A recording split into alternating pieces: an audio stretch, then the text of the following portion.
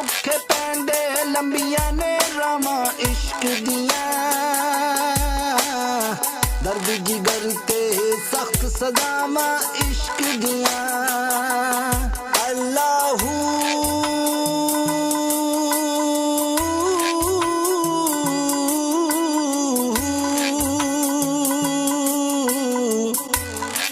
फुल्ला वर्गी जिंदड़ी इश्क रुला छड़दा, सर बाजार जे चावे इश्क नचा छड़दा। कख न छड़े वेख वफावा इश्क दियां, औखे पैंदे लंबियां रामा इश्क दियां। जो मैंने लास्ट 2 साल पहले सिलवाया था और मुझे बड़ा अच्छा लगता है। इसके पांचों पे भी लेस है, इसके दामन पे भी बहुत अच्छी लेस है। कह रही मेरी बर्थडे है।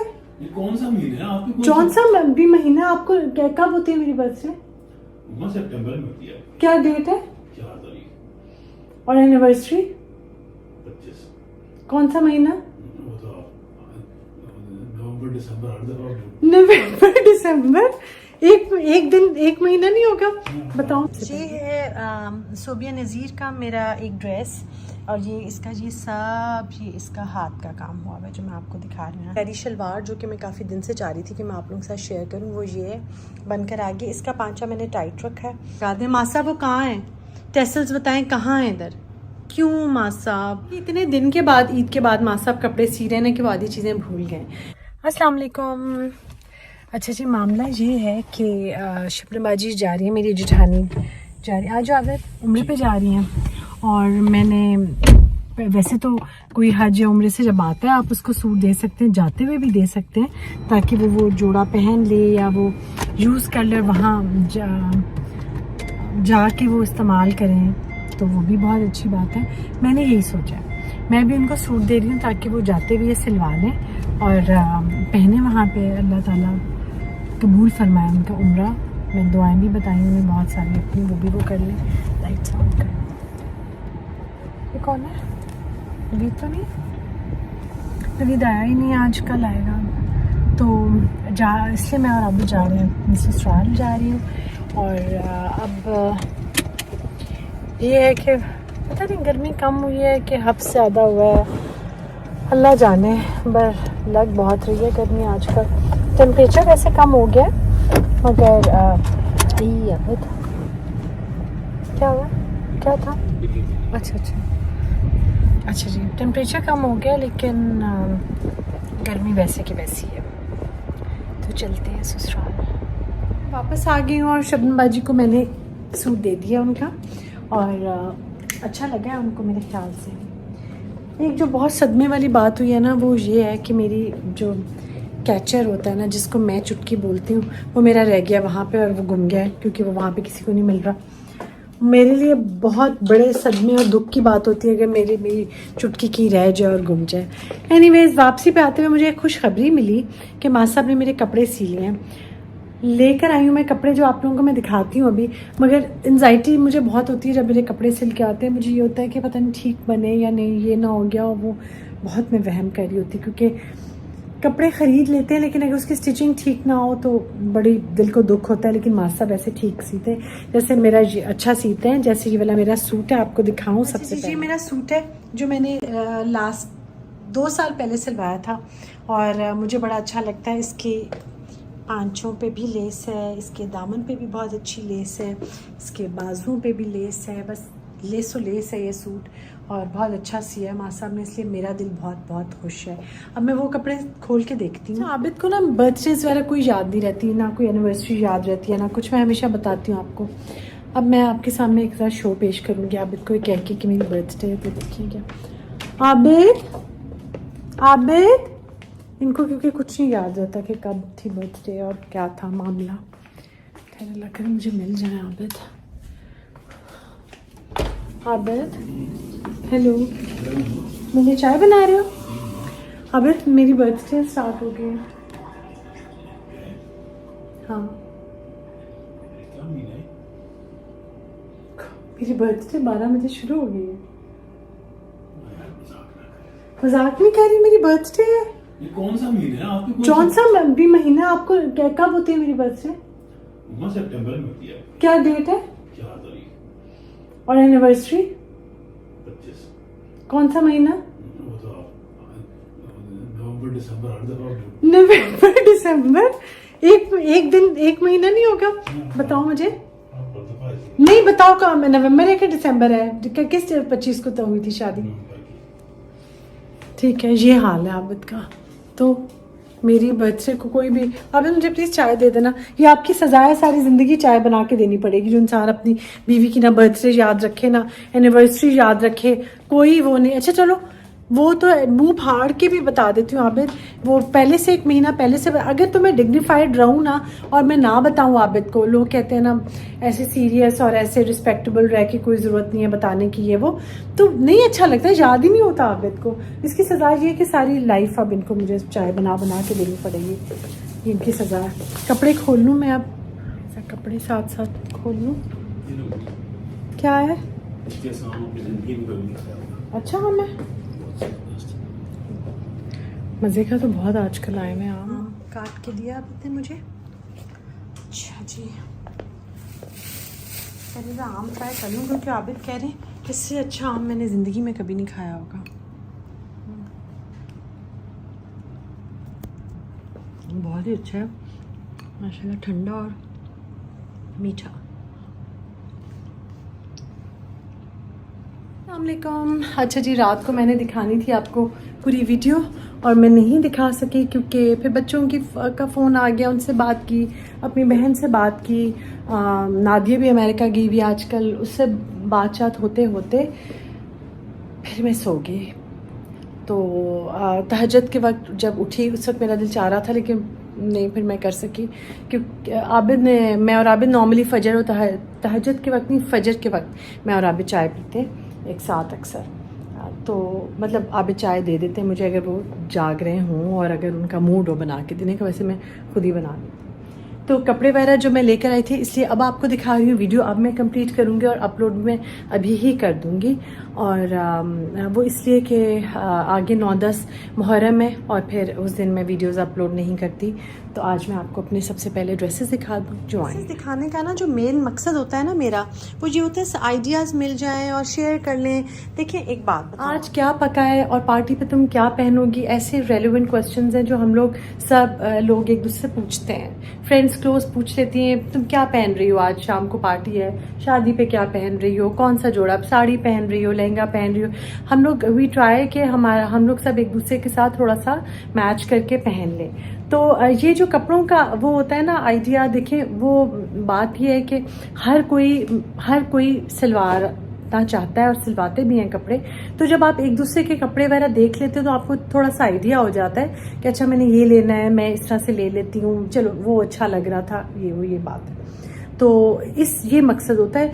ये मकसद जो बहुत सारी बातें आ रही होती हैं ना कि क्योंकि आप कपड़े ज़्यादा सिलवा रही हैं, तो शुक्र अल्लाह का सिलवा भी लेती हूँ मैं, क्योंकि मैं अकेली ही हूँ, अभी मेरे बच्चे साथ मेरे नहीं हैं।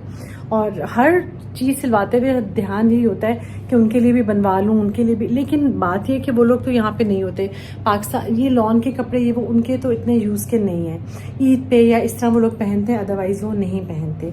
तो मैं दिखा दूँ कपड़े सबसे। ये है सोबिया नज़ीर का मेरा एक ड्रेस, और ये इसका हाथ का काम हुआ है जो मैं आपको दिखा रही हूँ ना सब। ये शॉर्ट शर्ट है, ये मैं किस टाइम पहनूंगी तो दिखाऊंगी। इसके साथ ये इसकी पैंट्स हैं। पैंट्स मैंने इसके साथ कुछ और था, लेकिन वक्त के साथ जैसे चीज़ें चेंज होती हैं ना, चेंज करके कि मैंने कल शाजिया हयात से जो है ना, मैं सॉरी इधर रख रही हूँ क्योंकि अभी थोड़ा सा गीली है मैंने। अच्छा, ये बन के आई हैं पैंट्स। ये मैं आपको किसी दिन पूरा स्टाइल करके दिखाऊंगी कि कैसे। ये अलराया की बहुत प्यारी शलवार जो कि मैं काफ़ी दिन से चाह रही थी कि मैं आप लोगों के साथ शेयर करूं, वो ये बनकर आ गई। इसका पांचा मैंने टाइट रखा है क्योंकि मैंने ये वाइट कुर्ते के साथ और ये ब्लैक शर्ट जो मैंने लिया, अच्छा मैंने इसको स्लीवलेस बनवाया, साइड पे इसके मैंने पट्टी लगवाई है दोनों तरफ, और ये सेंटर में बटन है, और ये लंबी शर्ट है। जब पहनूंगी तो ज़्यादा क्लियर होगा। ये चिकन आपको याद है, बहुत प्यारी चिकन है, और ये मैंने ली थी खैबर बाड़ा से। इसको प्लेन कुर्ते की तरह मैंने सिलवाया। और जिन लोगों ने मेरी वीडियो देखी है और ज़रूर देखें, अगर नहीं देखी है तो वीडियोस मेरी बिल्कुल भी ना मिस किया करें। वो उसमें मैंने जो लेस शॉप से एक टेसल लिया था और कहा था मासा इस पे लगा दें। मासा वो कहाँ है? टेसल्स बताएं कहाँ हैं इधर? क्यों माँ साहब इतने दिन के बाद, ईद के बाद माँ साहब कपड़े सी रहे हैं कि वो आधी चीज़ें भूल गए। एनीवेज, ये मेरे जोड़े थे जो सिल के आए और मैंने सोचा मैं आप लोगों के साथ शेयर करूँ।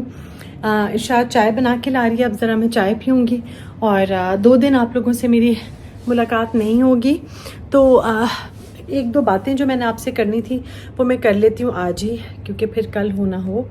बात ये है कि हम लोग हमारे डिफरेंट ओकेजन्स आते रहते हैं। कभी ईद, ज़िंदगी साल भर इसी तरह से गुजरती है। रमज़ान है, मुहर्रम है, 2 ईदें आती हैं, शब बारात, शब महराज, मुहर्रम, 9-10 मुहर्रम।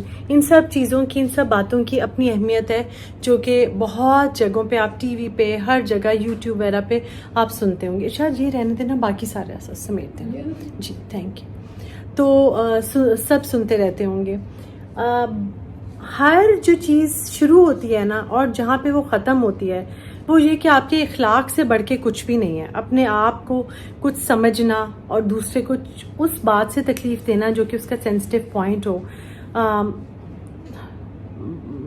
कोई फ़ायदा नहीं। कि अगर हम लोग इन सब दिनों को याद कर रहे हैं, मना भी रहे हैं, लेकिन हम किसी का दिल दुखा रहे हैं, तो मेरे ख्याल से सबसे पहले तो सवाल दिल दुखाने का ही होगा अगर हमने किसी का दुखाया हुआ है तो माफ़ी मांग लेना, यस आई एम सॉरी बोल देना बहुत बड़ी बात है, बहुत बड़ी बात है। और दोनों सूरतों में, जब आपकी गलती है भी और अगर आपकी नहीं भी गलती है और आप मामला ख़त्म करने के लिए किसी को सॉरी बोल दें तो बहुत बड़ी बात है।